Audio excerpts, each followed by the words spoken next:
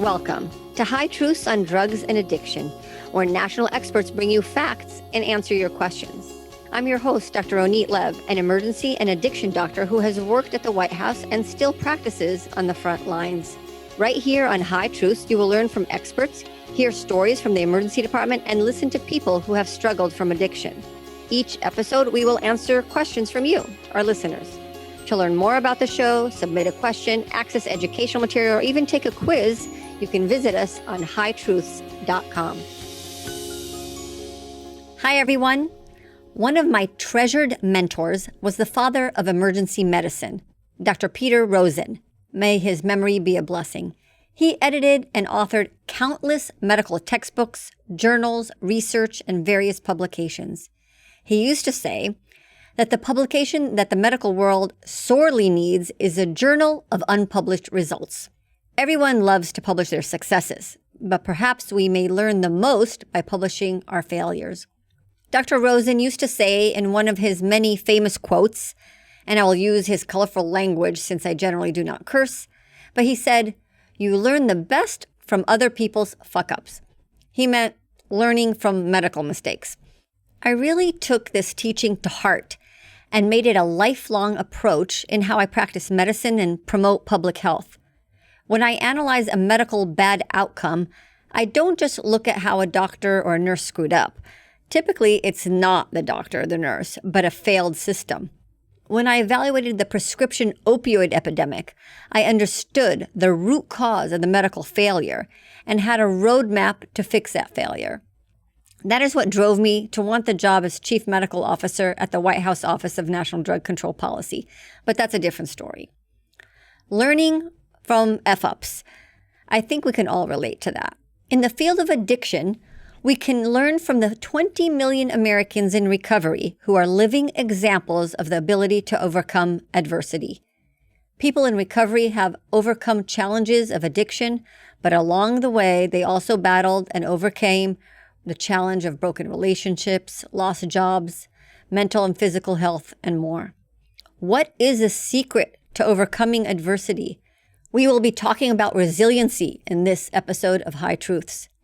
The question for the day comes from a physician doing specialty training in emergency medicine, Dr. Jocelyn Young. Hi, Dr. Lev. My name is Jocelyn and I'm a High Truths fan. I'm an emergency medicine resident and I treat trauma patients. Some of my patients have had severe injuries that legitimately require opioids, and some of my patients may need opioids for a long time. How do people overcome a medically induced iatrogenic opioid addiction?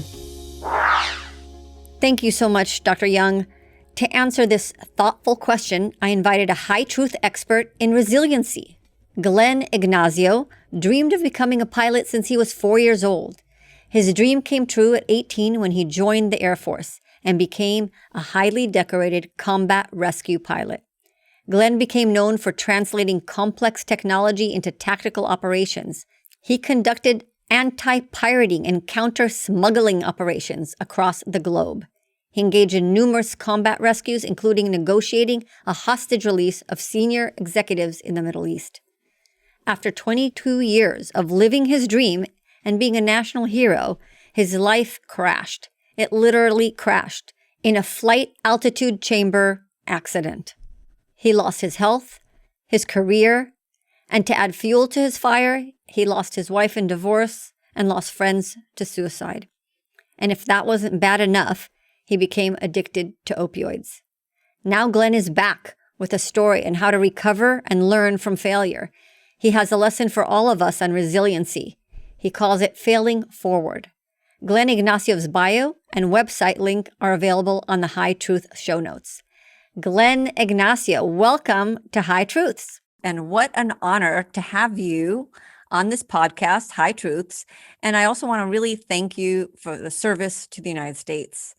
I have a shout out to Kimberly King, who's doing a great job promoting your uplifting message of resiliency. So thank you, Kim, for connecting us. And Glenn, I want to share a military bond. I am a very proud mother of 2 daughters who are in the Navy, and I told them about you being here with us on High Truths as an expert, and they're very interested in your story and the lessons you have both to the medical community and the public as well. Great. Well, thank you for the invitation. I think it's a privilege to be here and tell the story and help as many people out and be, again, raw and true to exactly what happened. So thank you. And I'm very flattered with your comments. So I appreciate it. So let's start with the question posed by Dr. Jocelyn Young. Dr. Young is an emergency physician who's asking, how do people overcome a medically induced, that's means caused by doctors in the medical community, iatrogenic, which means, again, same thing, caused by the medical community, opioid addiction, something that happened to you. Can you Mhm. explain your flight simulation accident and the injuries that you sustained? What happened? Yeah, sure. Actually, it's an altitude chamber. So in the military, as an Air Force pilot, every so many years we train to be hypoxic, which means when you're up at a high altitude, you have a lack of oxygen. Well, something that can happen is similar to the bends, which a scuba diver gets. If the scuba diver comes up too fast, the nitrogen bubbles form in the body. Well, that's going from high pressure to low. Same thing happens where we're at a very low pressure. So the best way to explain this is when you open a bottle of ginger ale, that pressure comes off and the bubbles form, when you're looking at it.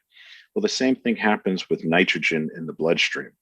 So I was in an altitude chamber because my mission, we put special forces individuals out the back of the aircraft at exceptionally high altitude. So we do this training every 5 years in this chamber, so we know what to do to respond to something may happen at high altitude. So I got basically the bends.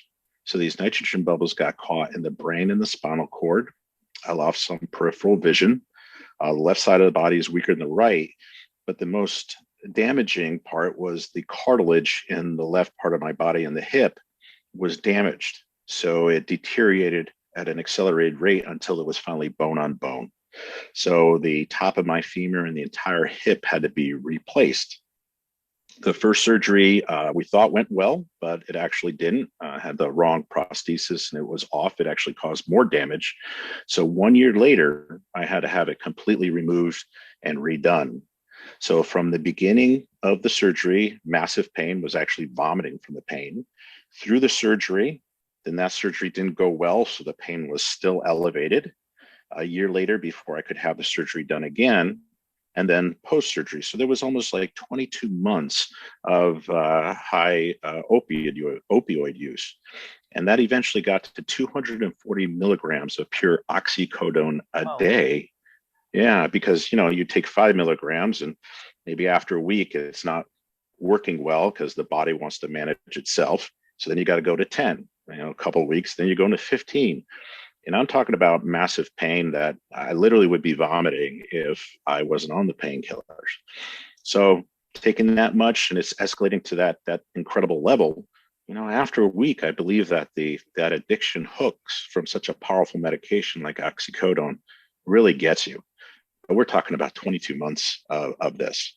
And that was required, and it was managed by doctors, and that's how we got to the point that I'm at, or was at, excuse me. So recovered from that. Wow. So Ben's is called decompression sickness. And as you mentioned, Yes. it happens in scuba divers, but also happens in pilots like yourself. And those little bubbles can go anywhere. So if they go to your brain or spinal cord, then you get a stroke, which is what happened to you. Something you said you were paralyzed Basically, on yes. one side.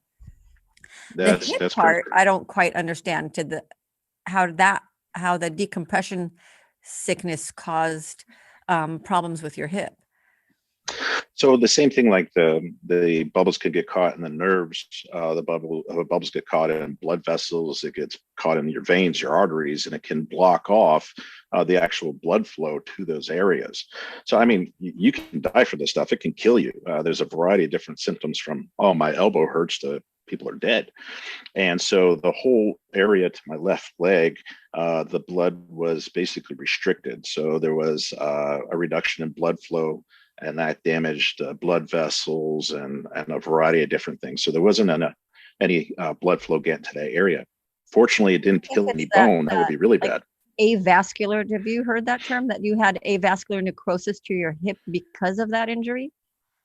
So you're the doctor, so this would really help out. Is so avascular necrosis, I'm correct, is damage to the bone, and so that didn't quite occur. But this is again into the technical. I'm not completely clear, but it basically damaged a lot of the soft tissue, which really impacted the cartilage and so forth. So what they basically said to me was that entire hip area. It was like I had a hip of an 85-year-old man. And so it just deteriorated and deteriorated. So it was a few years after the accident that the cartilage finally gave out. So all the technicalities of how that worked, I wasn't quite sure, but basically the whole hip area was damaged. So it had to be replaced. Yeah. Yeah. And it was the same size as your stroke symptoms, right? Yeah, exactly. So exactly, it's a great. It's like a stroke, but without a bleed. These bubbles get caught in the brain, and they literally just block the blood flow. So yeah, the left side was weaker than the right. So you can notice it a little bit if you pay attention. And I'm very lucky, as I lost a little peripheral vision in my sight. I'm lucky I'm not blind. Wow. But the entire left side of the body was impacted. So it's slower, and it's not up to par as the right side. Yeah. Well, I mean, as a physician, the injury itself is interesting, and Yeah. the treatment for that also. I don't know if they put you in a kind of a dive chamber oxygen chamber to kind of undo that. Yeah, exactly. So when we're in the altitude chamber, they're pulling pressure out to simulate high altitude. And a lot of people don't know that this can happen to aviators. In fact, military aviators we're used to being decompressed because of the way that we do certain missions. And it happens approximately to 1% of all military aviators per year. Usually it's very minor, but it happens. And so a lot of people don't know that, you can get the bends at high altitude. They only know from scuba divers. And this is a routine thing that we do, and it was it was a surprise that it actually happened. But the way that they fixed this is they put me on 100% oxygen, which I guess attaches and helps pull the nitrogen out of the body. We actually pre-breathe oxygen before this chamber ride to pull as much nitrogen out before we go up. Right? Should hopefully prevent it. But things happen. So afterwards, it was rushed to the hospital. This was at actually Travis Air Force Base in California. And they put me in a pressure chamber. I think it's called a hyperbaric chamber. And they dived me to about 100 feet below the surface. And they put me on 100% oxygen. Now, the interesting thing is, at certain depths, oxygen can actually become toxic if you're on it too long. So I was like in not only was I in a pressurized chamber 100 feet below the surface, but they had me in sort of like almost like what you would see a pressure suit like an astronaut wears. So they had me in that. And normally I would be breathing this mixed gas of like helium and some other things at that depth. And that depth, it squeezes the bubbles into small little form, into liquid form, and hopefully gets them out. And the oxygen, they would put a helmet on me about 10 minutes every hour to pull the nitrogen out of the body. But because the nitrogen can be toxic at those depths, if you're on it a long time, every hour it'd be 10 minutes on, take it off, another hour, 10 minutes on, take it off. And so the first hour, or the first chamber ride I was in for approximately 14 to 16 hours. They gave me a 3-hour break. And then I was back in for 12 hours, again, 10 hours. So I was in the hospital for about 3 days. So so they try to squeeze the bubbles down, and they try to use oxygen to get it out of the body to help you recover. So lengthy technical answer, but hopefully I explained it as best as I can. When I was in my residency in emergency medicine, as part of the training, they took us down into a dive chamber to see what it's like. And some emergency physicians, I bet the ones who were treating you became, did specialties in hyperbarics medicine. Yeah. So. These were all Air Force flight surgeons that specialize in pressure injuries. That were running this chamber at Travis. They're fantastic people at Travis Air Force Base. And so they basically saved me and tried to minimize as much damage as they could. But it's a very interesting science. Now, So you had a horrible accident, and that's just the beginning of of Yeah. of the road of what happened to you. I mean, going in the dive chamber, that was easy. What was hard is all the pain that you suffered. Yeah. And do you agree that you became addicted to opioids? Absolutely. Absolutely. I mean, outside of just the medical stuff, because of this injury, my military career was over. I mean, that's all I did since I was 17 years old. It's all I wanted to be was a pilot. So you have a psychological impact that your military career is over in a snap of a finger, and you have that mental stress. I've had numerous deployments, and there's certain stresses with the post traumatic, but physically, once you have these surgeries and the pain, and you're on this oxycodone for so long, you're addicted. You can use any term you want, reliant or habitual, whatever it is, you're addicted. And the body and the brain just craves it regardless. And when you just said that you were throwing up from the pain, I'm thinking you were throwing up because you were withdrawing, because you didn't get enough of what you're used to having.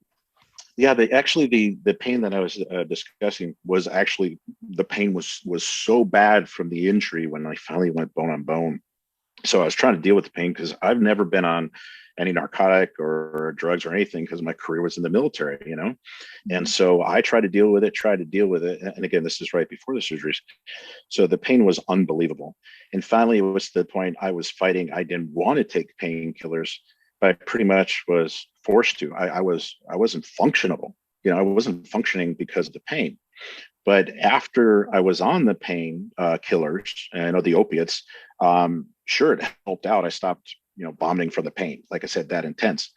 But after 22 months or so, with the help of Stanford University and the medical doctors there, we started weaning off of it.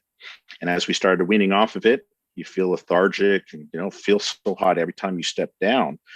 But finally, I think we were down to about 10 milligrams. So you went from 248 to 10 over, I think it was over like a month and a half or so. Oh, that's And fast. then, then it's just cut. And when it's cut, you go into full withdrawals, just like, I mean, you see pictures, you see videos, you see TV shows about addiction and people on heroin and so forth. You go through the same withdrawals Yeah. that those individuals do. So even though it was medically monitored, or monitored by doctors, you go through the whole thing, and that was Oh, living hell. that that sounds really miserable, Glenn. I don't think we do that Hmm. any now, and we're talking in 2021. I don't think we do that anymore. What year was this? This was, let me see. I think I was completely off in. I know he's going to. I pulled uh, I would say 2017. Yeah, 2017 sounds right. So that's when I was So completely that off 100%. that sounds really drastic. Going from 240 milligrams to 10 in a month and a half. I think that's not the recommendations now that we're doing. It's much like slower. Yeah, Um, yeah. you know, The other thing is, looking back at oh, I'm sorry. I was going to say is, the thing is when you're on the opiates, everything slows down. You're really out of it. And, it could have been 2 months, I'm trying to recall it now, but, it was a fairly quick time where, trying to step down 10 to 20 milligrams per week. And at the other upper dose, it's not so bad. But when you get lower, think of the percentage. If you drop, you drop 10 milligrams when you're on 20, that's 50% drop. That's a huge impact to the body. So as we got lower, instead of dropping, say, 10 milligrams at a time, then we'd cut it back to 5, or, and try to come down slower. So that percentage yeah. is a key factor for how much you're going to feel. But every time you step down, you feel lethargic. You don't feel good. You're sleeping in almost all day. You don't get as sick or anything as the 100% withdrawal when you're completely done, but you're not feeling well through this whole process. And then when you're completely end it, I think we cut it at 10 milligrams. I was so frustrated. I'm like, listen, I just want to stop. And when I just stopped, after 2 years of this, full blown withdrawals, just like anybody else. Did did anyone give you buprenorphine to help with the withdrawal, especially towards the end there? So, not towards the end. So this is again, an interesting thing. I learned so much about this. So sure enough, went through the withdrawals, and I have no problem getting into the details of, you're vomiting, you don't even know when you need to go to the bathroom. I mean, it's crazy. We can step Oh, into that.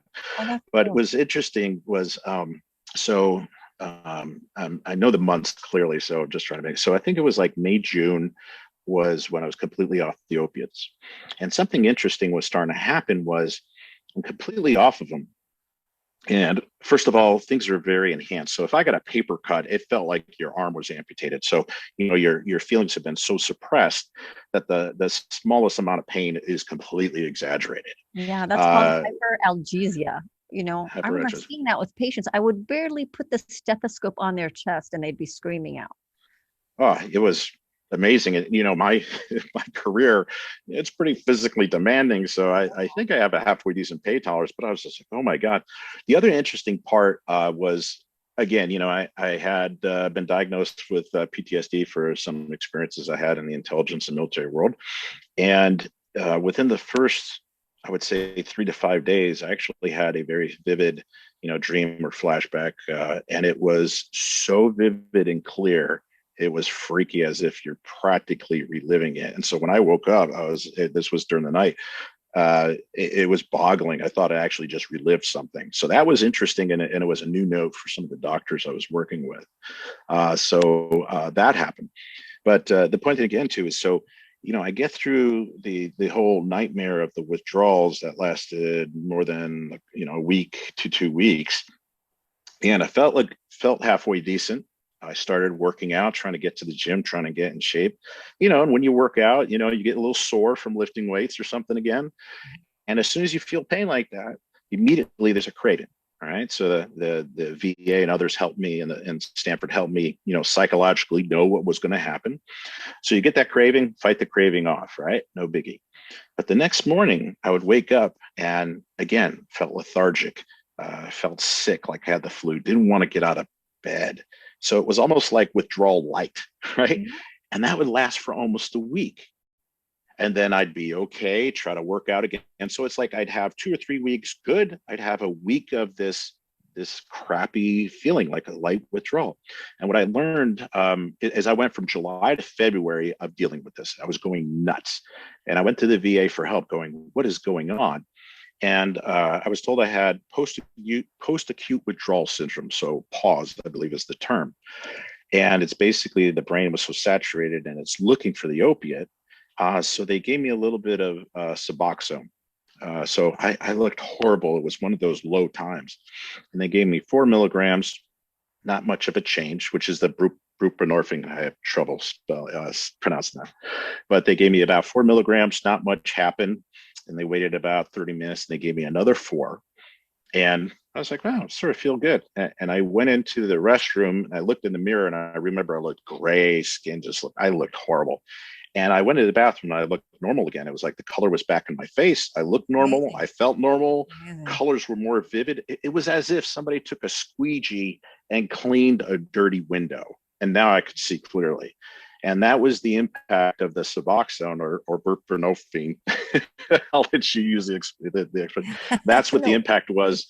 So the brain was sort of just being suppressed. It was just enough to ease the pain of what the brain was looking for, and that really helped out. And I was on that for That's a few great years. description because I've seen patients who are, you know, medical patients with horrible, Yeah, osteoporosis, multiple surgeries, and terrible pain. And as they're getting weaned on their medicines, they feel horrible, end up in the emergency department.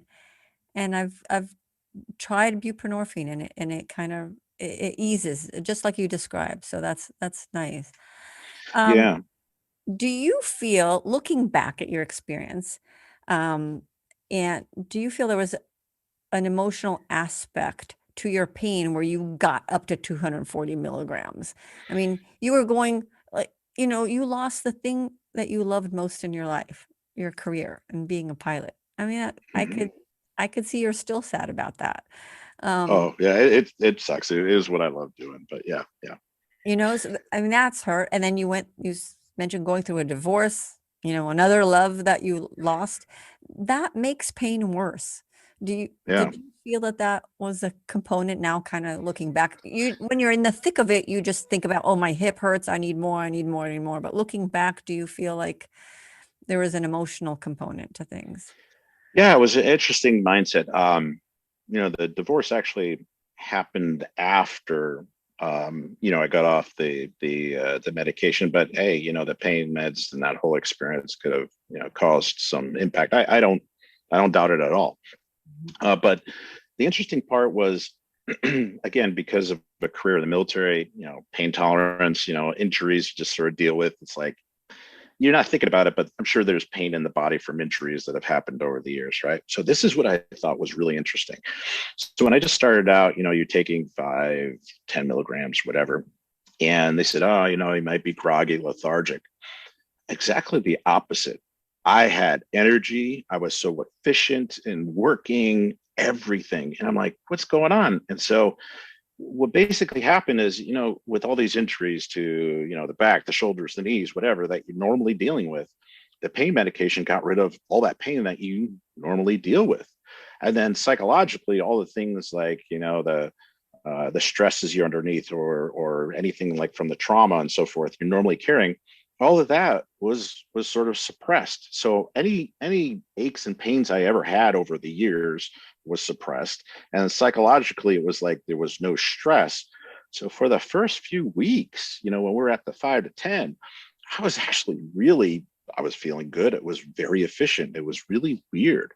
But that's just because of maybe my pain tolerance in the beginning. But as we started increasing, that changed. I do remember through the whole thing, I was like, being on the pain meds, especially in the beginning, was sort of like the best I've ever felt because the pain was gone. It was like the psychologically any stressors or pain was suppressed, and it felt good as I went along. I realized that after a few weeks, your body's getting used to those opiates at say 10 milligrams, 20 milligrams, whatever, that then I'd start feeling the pain coming up again, again, again. And as we got into the higher doses, when I got up to, man, I'm trying to remember exactly what the dose is. Maybe I was at 80 or 100 milligrams and it wasn't working. And I was trying to really stomach it out. I was trying to deal with it. And I actually went into the doctor with my spouse at the time. And I was really upset saying it's starting to not work again. And I think we have to go up. And I was really upset and fighting going up on the medication again. Really upset. But there was really no choice because the pain was just becoming incapacitating again. And so that's the point where we started escalating to 240. And when we got to 240, I'm like, this number just is outrageous. And I said, forget, I am not going to take anything more. And that was the cap. Can I ask you who But got you up to 240 milligrams? Was that what kind of, is that a primary care doctor or the orthopedic doctor or? I had an orthopedic doctor and a primary care doctor, and the primary care doctor was basically, treating me and managing me for that pain. And she was pretty forthright. We both talked about it. She's like, look, you're going to have to get into a program and a specialist with, these pain meds to get off of it, just because how long you've been on it and the dose. And so that was nice where it wasn't a doctor just pushing and pushing and pushing. And she let me know that we're at a duration and at a level that you're going to have to deal with a specialist to get off of this stuff. And so I was aware of that, and but continued because of the risk.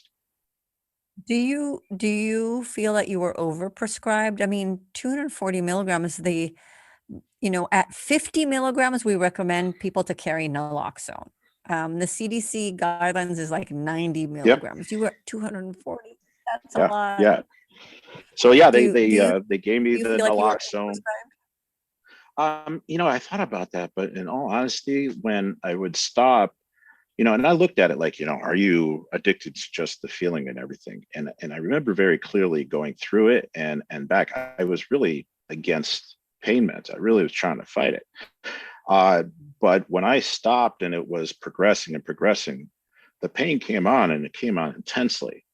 And I think about it going, well, geez, the pain's being suppressed by these opiates. And then I'm starting to feel it. So is it enhanced because of the drugs? I mean, you can look back on it and wonder, is the pain enhanced because I've been on painkillers and it's just starting to break through.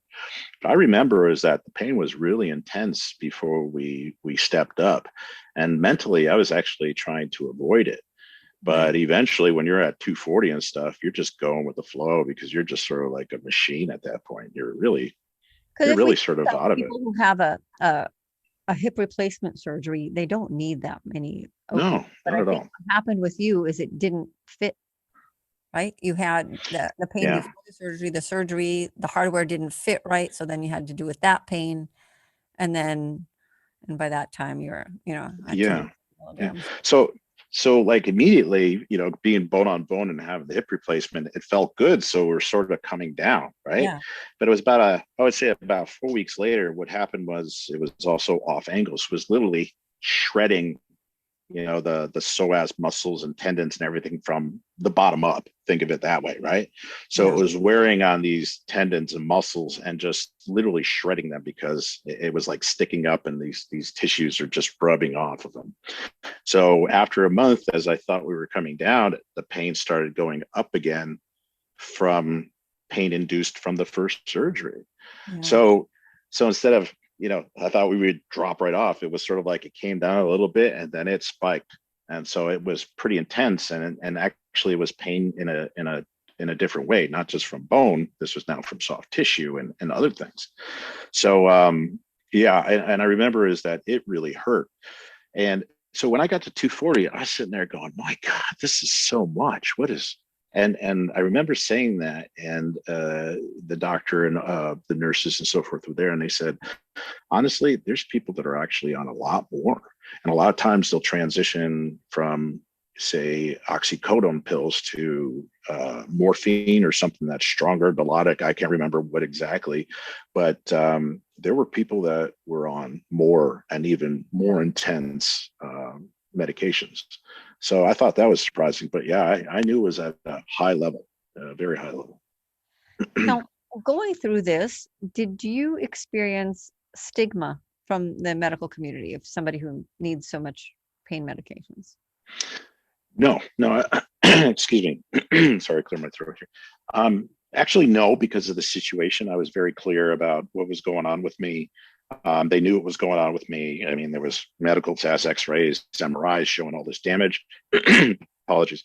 So I didn't get any stigma from that. So here's the worst part is when I got off the pain meds and went through that whole nightmare, and I can tell you what happened with the withdrawals. But once I started getting that post-acute withdrawal syndrome, so you have 2 weeks good and then a week of feeling like crap, my closest friends, even my spouse, started thinking, are you back on the medication? Now they knew I didn't get prescription and they knew I wasn't getting prescriptions, but they were like, are you back on opiates? And I'm like, no, I'm not. I don't know what's going on. And like I said, I went 6 to 8 months and I was losing my mind of experiencing this. But the worst part psychologically that was crushing was, your friends and some close family don't believe you and think you're actually back on something. So you got and you're from family and friends. Oh, that was the hardest, because it's like, look, I understand that, how powerful these pain meds are, and people do turn to things. And I mean, I helped mentor some people in the VA when I went there.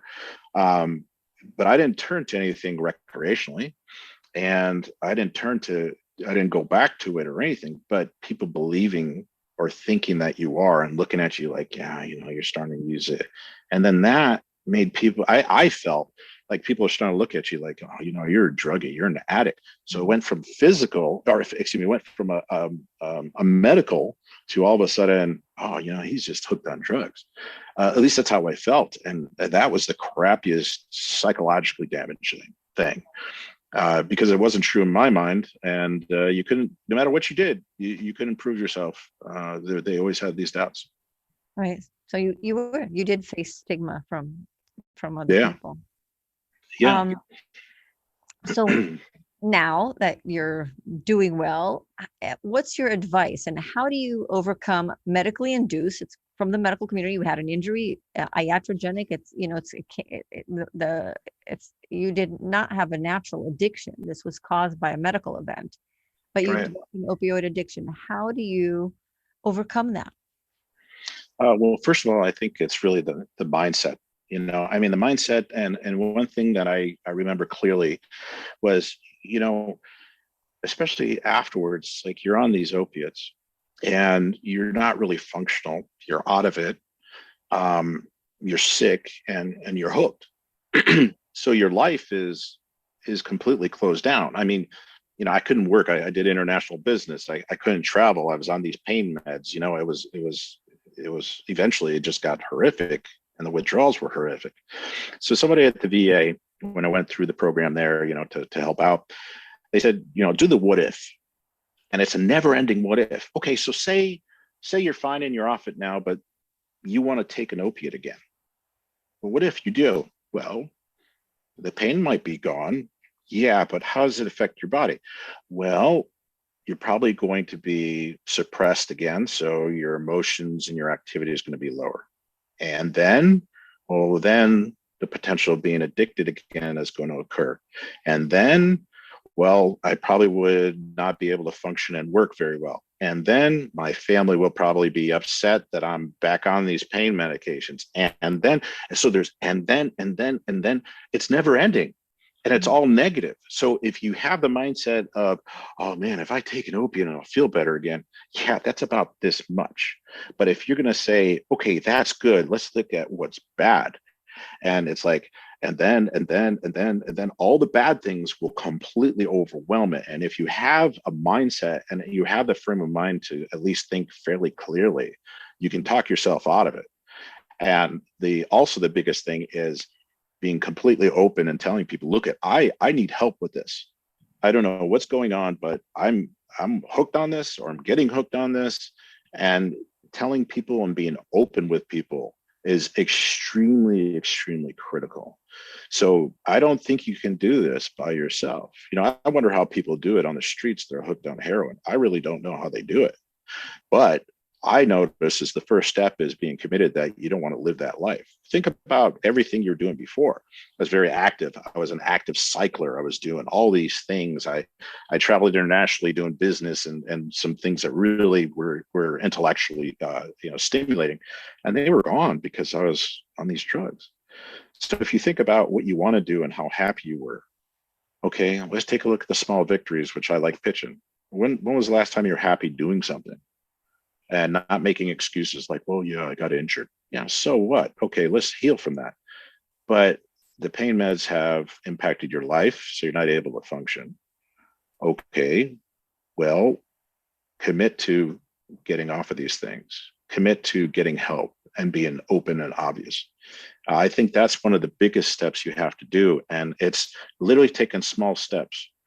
If you're going to go and quit cold from 40 milligrams, 30 milligrams, or 200 milligrams, and you go cold, you're going to be in hell. And I don't think you can do it. You got to step down.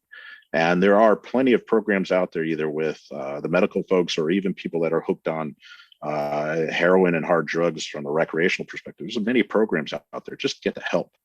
But you have to really commit to that, and you have to be open-minded to take it step by step and not just quit cold. Get it and do it right. So we know the science now shows that people who take opioids consistently, even within 2 weeks, 100% of people get addicted. So we know that happens. And really kudos to the VA. The VA is really a role model in treating addiction to opioids, benzodiazepines, having protocols, programs that help our veterans that deserve that great care. So I'm glad to hear that you got good care at the VA. And when I learn protocols of how to treat that, I go to them as a resource.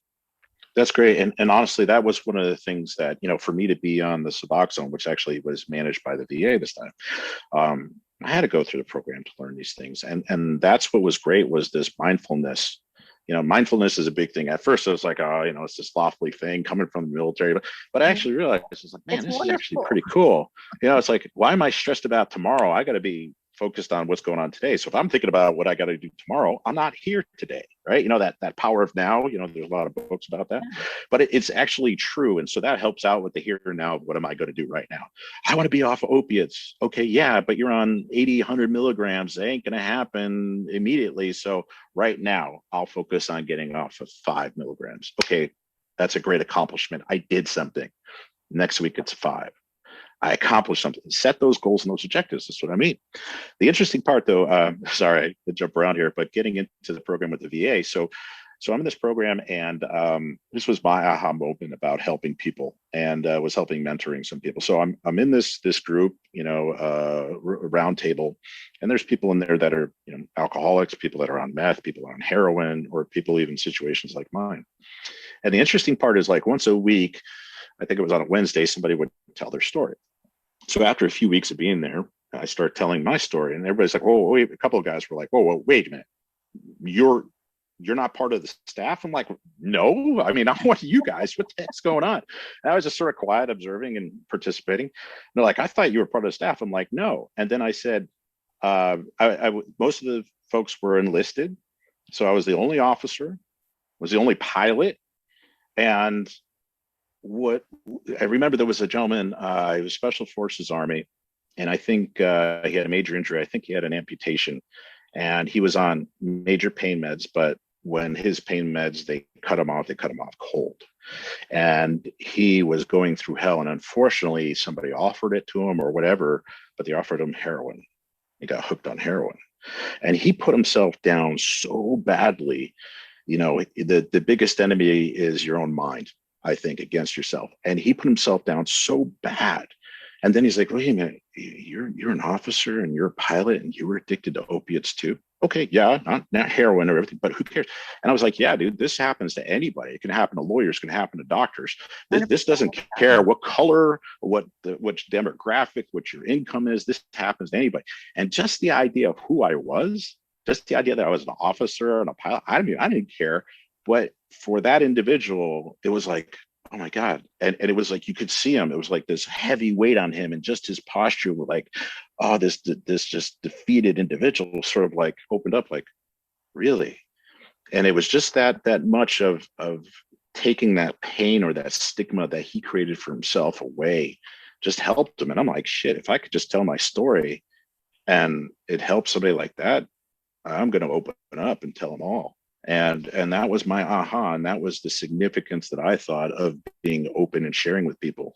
And I don't even know if people understand exactly how cruel the withdrawals can be, you know, but I thought it was great to do. What I think is remarkable is when I have patients who have medically induced opioid addiction, they don't want to associate themselves with people who are addicted to heroin and meth. And you were openly sitting in the same room, getting the same treatment as them, because it's really the same disease.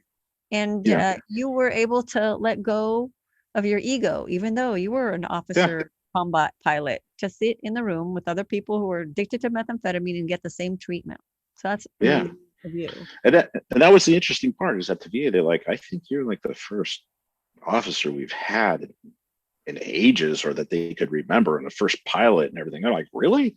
You know, and I mean, I don't know if they get treatment somewhere else or whatever, but they were like, yeah. And so the significance of being there, so that's where I was like, I started mentoring people. You know, I was getting the mindset and understanding, and very driven, very disciplined, that I didn't want to be on these things, but just trying to help somebody.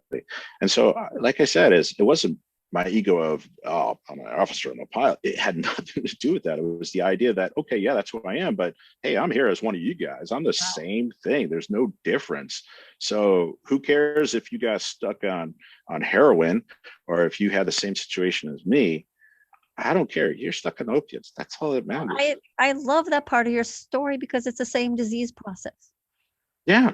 I mean, like I said, I think the best weapon against the enemy is their own mind. Well, the best weapon you can create for yourself is your own thoughts. And I think that's what the biggest obstacles I saw with people. And that defeatism, I think, is one of the things that's a death spiral for people, is that defeatism is, I'm never going to get off of this. I'm never going to do this. I'm never, and that never doesn't exist. You can get off of them. I don't care if you've been on them for a decade or 5 years. Yeah, it's going to be a challenge, but you can get off of them, and you're going to have to fight it for a very long time. But I fortunately consciously don't have any cravings, and if I do or anything pops into my head, I'm very conscious of fighting that off.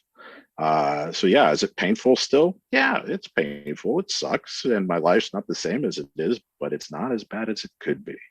So I look at again what I have, not that what I don't have, and I'm happy with what I have. And you talk about failing forward, using Yeah, failures that we've all had all our lives to move forward. And I've mentioned my mentor, Dr. Peter Rosen, known as the father of emergency medicine. He used to say, you learn most from other people's failures, although he used a different F word. And so you suffered an accident, but it wasn't your fault. It was a failure, an accident. I don't know if it's a failure, but it wasn't your fault. And people who have an addiction also end up with a condition that's not their fault. So I'm wondering, can you fail forward without blaming yourself? I think that's the I think that's one of the major lessons that I would say about failing forward that I tell people about. I always say is okay, a lot of people ace a test. Cool, you got the right answers, but you learn more when you fail it because now not only do you know the right answers, you know the wrong answers. And I think you can build off that. So that's sort of the premise of it. But at the same time, it's like, when you fail, the knowledge that you gain is pretty impressive. And if you take a look at the failure aspect and you use that as a negative, you're going to drill yourself into the ground. And so if you can take it and say, yeah, I tripped up, but now I learned what not to do. Okay, I was getting off the opiates and I screwed up and I relapsed and took more. Okay, fine. You learned. Think about, what did I feel like? What did it? What was the trigger? Was I stressed? Was I feeling this? Okay, think about that. Man, I want to get rid of those triggers. So maybe I was around somebody else I saw do heroin again, if somebody was on heroin. Well, if that was your trigger, now you know the trigger that makes you feel that way and may point you in that direction. So you can start learning, what is the thoughts that you had? What were the events, maybe the environment you in? It could be anything. I don't know. I mean, everybody is themselves, but their own lives. But if you can think of, like, what did I feel when that occurred? I stepped back and I feel like crap that I stepped back and I'm now going through things again. But what did I feel? So instead of looking at it as a failure, say, what did I learn? So I use failure because I really want people to identify, yeah, it was an F up, which are, it's a word we use often, but it's not an F up of who you are. It's an experience that you have learned from of what not to do and to step forward. So I try to use the fail forward of, picking yourself up and getting going. The other thing is not making excuses and rationalizing. We love to do it, in different generations, seem to do it more and more and more. But your situation, like an accident or whatever, may not be your fault. And being issued these opiates and stuff, not your fault. It's something that's definitely true.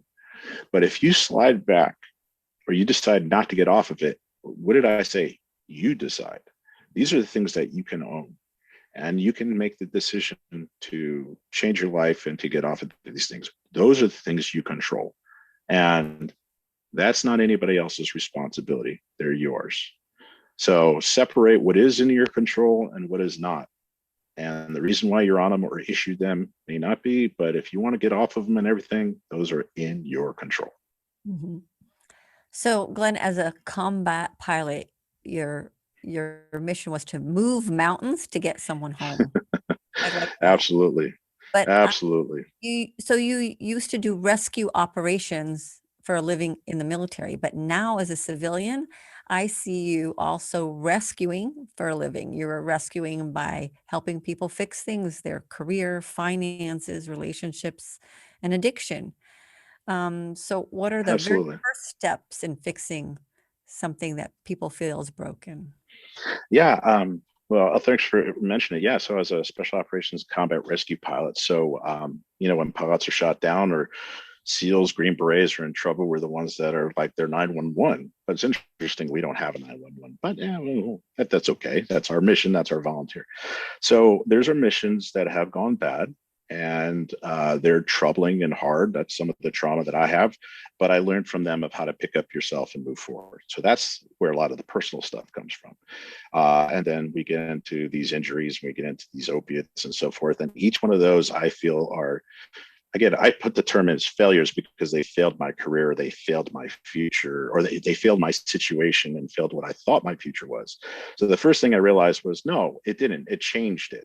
And again, I look at what did I learn from it. So the first thing I step back to, either from missions or business or people's divorces or whatever, or addiction, is I first look at it and go, set your goal. There's a big goal you want to have. Sure. Maybe it's I want to buy a new house, right? Okay, we'll just use that as an example.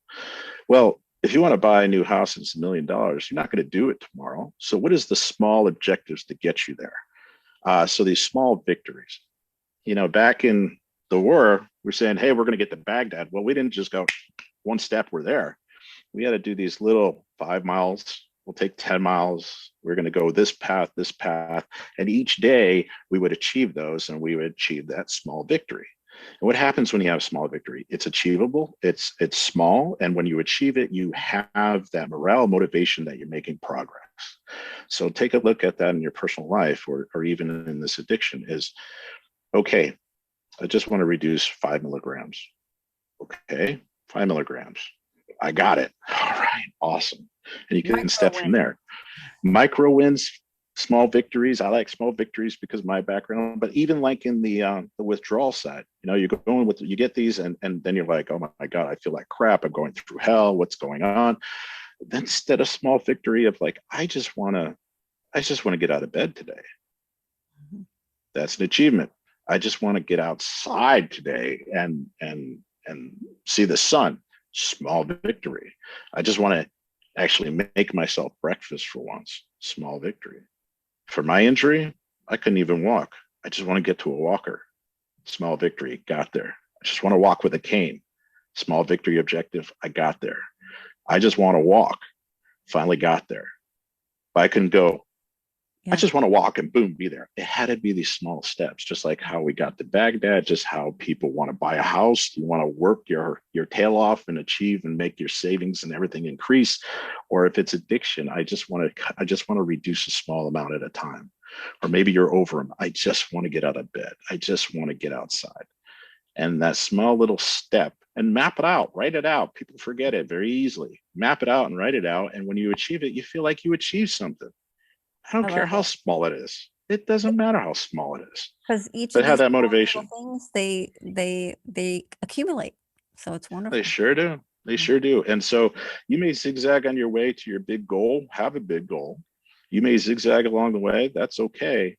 But these small little achievements really build motivation. They build esteem. They make you feel like you're actually doing something. And sure, you might not make it one day, but hey, you got 5 objectives that you achieved behind you.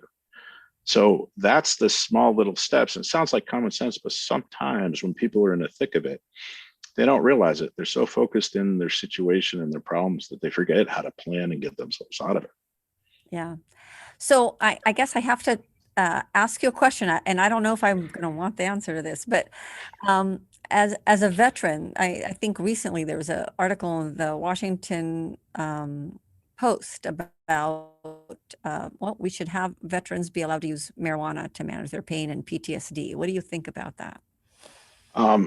So it's interesting because, I sort of faced that, and, I never tried, I honestly never tried marijuana in high school, nothing. I literally was a clean guy, true. And so some of the things that I noticed was, it's not surprising because you're a combat pilot. yeah, thankfully, and maintained that along the way. But afterwards, I was never into the whole marijuana thing, smoking it, don't like the smell, didn't like, just everything about it. There seems to be a lot of fly-by-night stuff out here that I just wouldn't trust. I think that it's more about a business again. So if it ever helped some people, I think it's almost like any other drug that the industry is getting into making money versus really trying to help people. So you have to be really cautious with it. People who have chronic pain and lots of opioids like you have, adding marijuana just creates two problems and does not get people better pain control or less opioids, and actually the opposite. I give a whole little lecture on 5 reasons not to use marijuana for pain, but Yeah, I believe chronically and everything. Absolutely. I think you're just really getting another crutch. So on that aspect, I completely agree with you. Anything, like that, chronic, yeah, I think you're just looking for another crutch. If it wasn't opiates, it could be alcohol that's numbing you. If you're looking at any kind of crutch to numb pain or anything like that, I think that that's just another setup for addiction in a different direction. You're still not dealing with the main source of it all. And our veterans deserve the best this country could have. And I feel like, trying another experiment and something that we know causes harms preys on that special population that kind Yeah. of had. Yeah, so absolutely. you're writing a book. Yeah. I was guessing is the title Failing Forward. Can you tell us I hope so. I think so. They got to do all the trademark stuff and everything. But yeah, publishing agent and got a great ghostwriter. That's a New York Times bestseller. But yeah, so I talk about missions and rescues that I've done that weren't successful. You hear a lot about some of the special operations, and it's the leadership and the rah stuff, and not knocking anybody. But at the same time, I was like, man, how many people talk about the failures of things that don't go right? And again, back to the whole failing a test, what do you learn? And you learn a tremendous amount. How do you pick yourself up? So I talk about those stories of missions and rescues that didn't go well. I don't want people to be depressed after the book. So we talk about some really great rescues and so forth. And I transition to these little lessons and the small victories and other terms that I have in the book for people to be able to use it. So my objective is not a hardcore military book where you're just into war movies and that's the way you're going to watch it. But I think my objective is to have a house mom or house dad who's facing a divorce or being a single parent during COVID. How do I focus on picking myself up and getting forward with my family? And so the whole objective is the mindset and the little steps, and to tell stories of exactly how somebody did it. And so if my journey helps somebody out, or they can get a little tip or a trick to prevent something bad from happening, great. Same thing with veteran suicides. I've lost some very good friends to suicide, even just within the last couple of years, and surprising and in shock, very senior officers, in fact. And it's the same thing of what I've seen and what I've endured and how I've seen people stay away from that decision. So yeah, it encompasses a lot of things, and it helps you assimilate what are your problems, and hey, this might help me out that I never thought of. I don't care if it's the smallest little thread that is a tiny little fabric that you can use in your personal life. If it's a single parent, or if it's somebody in leadership and an executive, or it's somebody trying to get off opiates, who cares? But if it can help the simplest person out, sure. So yeah, the combat rescue, if this is going to rescue somebody, actually it's them rescuing themselves. And maybe I can give you a little bit of a lesson on the way from being there. So that's the objective. I can't wait to read it. I really want to thank Dr. Jocelyn Young, because she also is serving in the military as a physician, and Great. She inspired our High Truths conversation with you. And I wish Jocelyn, Dr. Young, much success in her career, and I'm very grateful to have physicians like you, Jocelyn, taking care of men and women who protect our country. And Glenn, thank you so much for being a high truth expert. I loved your message of failing forward. I think every person who suffered from addiction can relate to this seemingly hopeless feeling and be inspired by the importance of celebrating those small victories that accumulate. I can't wait to let us know when your book is out. And sure will. I want to be able to read it. Thank you. Absolutely. I like checking the ego at the door and being real. So I appreciate the invitation and can't thank you enough for getting that out and hopefully helping some people out with this message. Great. Thank you.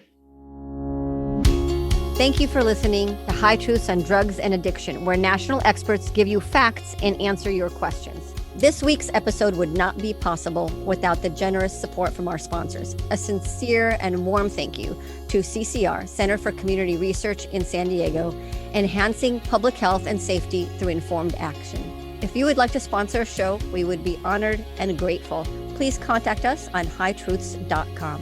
We thank you for listening and hope you will help our rating by giving us 5 stars and subscribe so you won't miss any of our informed, packed weekly shows. Visit our website, hightruths.com, to submit a question, take a quiz, or download a free prescription for naloxone. Until next week, this is High Truths on Drugs and Addiction. Our producer is Dave Rivas from Davy Boy Productions. I am your host, Dr. Roneet Lev, and we hope we brought your day a little bit more high truths.